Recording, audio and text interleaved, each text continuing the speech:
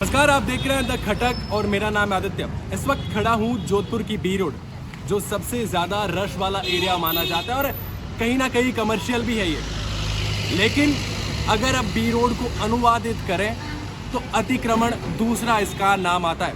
लाखों रुपए खर्च करके यहाँ पर पार्किंग बनाई गई, लेकिन फिर भी अतिक्रमण यहाँ पर गहराता जा रहा है। चाहे यहाँ दुकानदारों की बात की जाए तो उनकी तरफ से सबसे ज़्यादा अतिक्रमण जो है इस रोड पर किया जाता है। फिर पार्किंग की जगह नहीं रहती, वाहन चाहे दोपहिया वाहन हो चाहे चौपहिया वाहन हो, वो सड़कों पर नज़र आते हैं, जिसके वजह से यहाँ पर यातायात जो है वो कहीं ना कहीं बाधित रहता है। चलिए मैं आपको दिखाता हूँ आज इस पूरे बी रोड का दृश्य कि आखिर क्यों ये अतिक्रमण का गढ़ बनता जा रहा है और क्यों अनुवादित करें बी रोड को तो उसको अतिक्रमण कहा जाता है।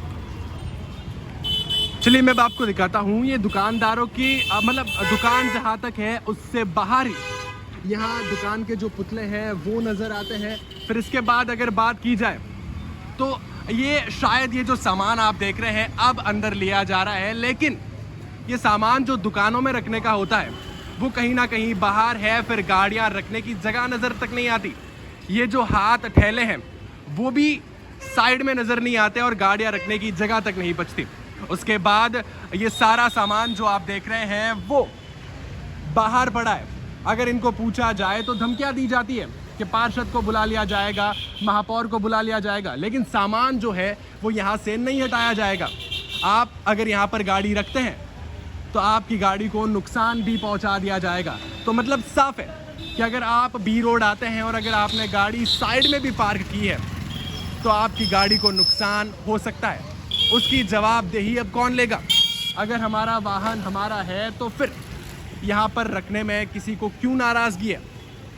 कई सारे ऐसे सामान हैं जो सड़कों पर नज़र आते हैं और जिसकी वजह से यातायात हमेशा बाधित होता है।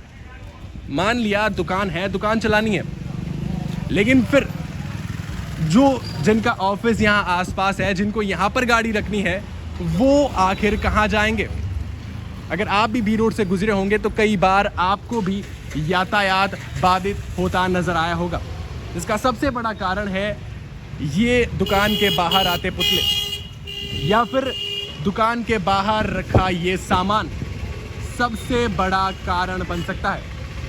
और भी ऐसे कई दृश्य देखने को मिलते हैं जिसकी वजह से पूरे बी रोड में अतिक्रमण फैला है और पूरे बी रोड में यातायात जो हमेशा बाधित नजर आता है।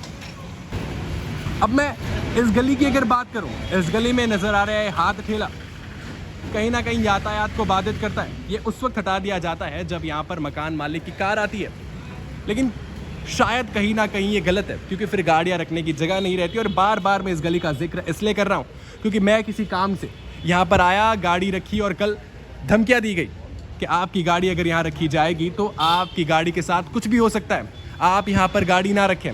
अब आप ये जगह देखिए, शायद ये गाड़ी रखने की जगह है, मेरी दोपहिया वाहन टू व्हीलर पार्क करने की जगह है। अब ये जगह आप देखें तो शायद ये भी जगह टू व्हीलर पार्क करने की है, लेकिन यहाँ पर इनका जो ज़रूरी सामान जो दुकान में होना चाहिए था, दुकान के बाहर होना चाहिए था, वो इतना आगे आ चुका है कि गाड़ियाँ रखने की जगह तक नहीं रहती।